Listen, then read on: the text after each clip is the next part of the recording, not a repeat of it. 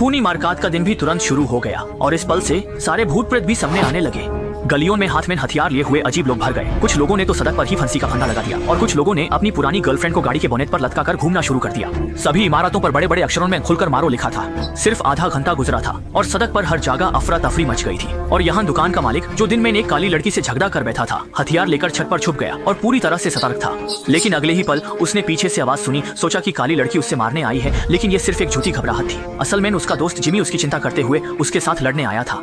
लेकिन जैसे ही दोनों बात कर रहे थे, दूर से एक चमकदार गाड़ी आई और उसमें से कुछ लड़कियां उतर गई। उन सबने मास्क पहना हुआ था, हाथ में सच्चाई थी और उनके कपड़े खून से भरे हुए थे। साफ था कि उन्होंने काफी लोगों को मार दिया था। फिर उन्होंने छत की तरफ लालची नजर से देखा।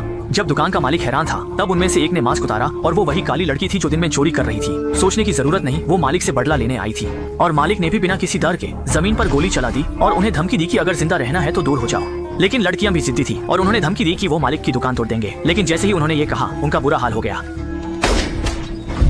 जब देखा कि वो टक्कर नहीं दे सकती, काली लड़की ने एक धमकी दी और गाड़ी में वापस बैठ गई, वापस जाने के लिए। इसी बीच प्रेसिडेंट के सुरक्षा घर में दो सुरक्षा कर्मियों ने एक दूसरे को देखा और अपनी जगह बदल ली।